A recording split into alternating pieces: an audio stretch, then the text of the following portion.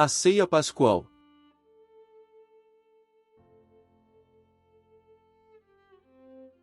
Chegada a hora, pôs-se Jesus à mesa e com ele os apóstolos. E disse-lhes: Tenho ansiosamente desejado comer convosco esta Páscoa antes da minha paixão, pois vos digo que nunca mais a hei de comer, até que ela se cumpra no reino de Deus. Depois de receber o cálice, havendo dado graças, disse: Tomai-o e distribui-o entre vós, pois vos digo que desde agora não beberei o fruto da videira até que venha o reino de Deus. E tomando o pão e tendo dado graças, partiu-o e deu aos discípulos, dizendo: Este é o meu corpo que é dado por vós, fazei isto em memória de mim.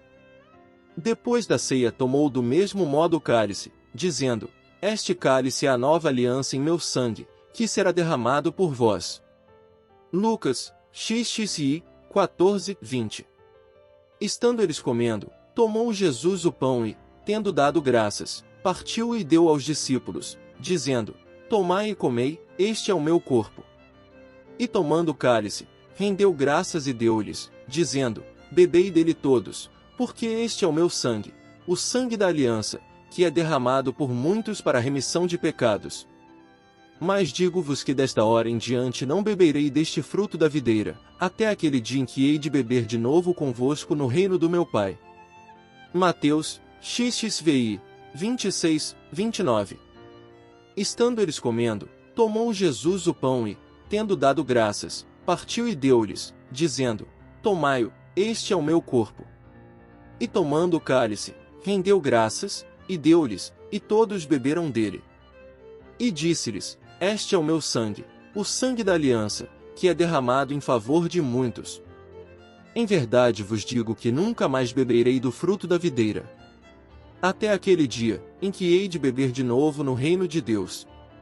Marcos, 14, 22, 25, narram as escrituras que o profeta Ezequiel, arrebatado em espírito, de Babilônia, onde se achava cativo, foi em Jerusalém, e nesta cidade um anjo mostrou-lhe um santuário, que tinha a porta fechada, e disse-lhe que, fora daquela porta assim fechada, assentar-se-ia o príncipe à mesa, para comer o pão na presença do Senhor. Ezequiel 44, 1-3. Extraordinário transporte espírita. Belíssima visão profética. Maravilhosa comunicação premonitória, que se realizou à letra, algumas vintenas de anos depois. Arrebatado em espírito, com grande antecedência, viu o profeta Ezequiel a cena estupenda que se deveria desdobrar através dos tempos. Jesus, o príncipe da paz, sentado a uma mesa a partir o pão com seus discípulos, na cidade de Jerusalém, tal como relembramos neste escrito, pela leitura dos evangelhos.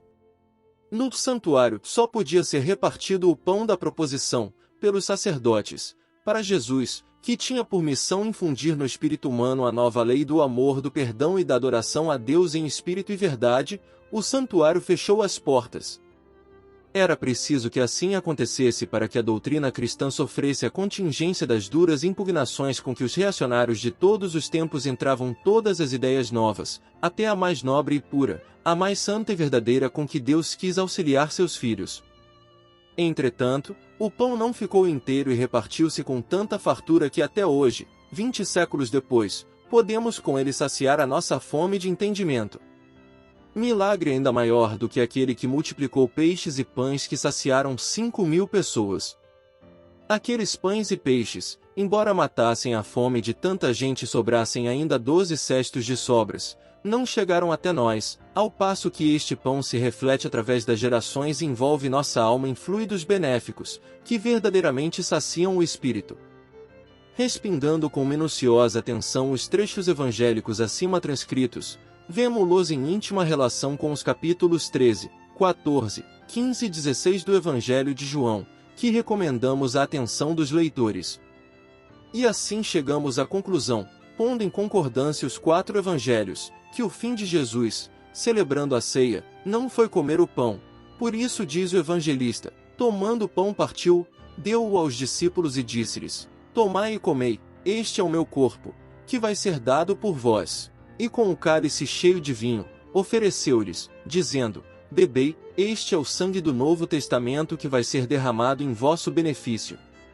Por esta passagem se vê claramente que Jesus não tratava do pão material nem do vinho de uva, mas da sua doutrina, que é o alimento do Espírito, e precisa ser repartido com todos, para que todos os espíritos não sintam fome de conhecimentos religiosos, para que todos sejam saciados com esse pão que nos dá um corpo novo, incorruptível, imortal. As duas espécies, pão e vinho, não são mais que alegorias, que dão ideia da letra e do espírito, assim como a carne e o sangue especificam a mesma ideia, letra e espírito. Queria Jesus mais uma vez lembrar a seus discípulos que o seu corpo, que é a sua doutrina, não pode ser assimilada unicamente à letra, mas precisa ser estudada e compreendida em espírito e verdade. Por isso o mestre acrescentou: quando os judeus se escandalizaram por haver ele dito que seus discípulos necessitavam comer a sua carne e beber o seu sangue. A carne para nada presta, o espírito é que vivifica, as palavras que eu vos digo são espírito e vida. Não é, pois, com o pão, nem com a hóstia, que devemos comungar, mas, sim, com a palavra do Cristo, com a sua doutrina. Diz Davi nos Salmos 78, 24 e 26, profetizando sobre Jesus: o trigo do céu desceu à terra, e os anjos deram de comer aos homens. Duas coisas notamos nesta passagem: primeiro, o trigo é do céu; segundo, os anjos é que deram de comer aos homens.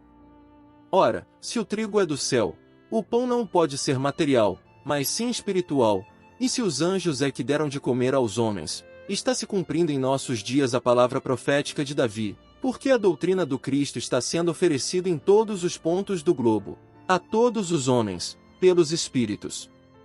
Anjo quer dizer espírito mensageiro de Deus.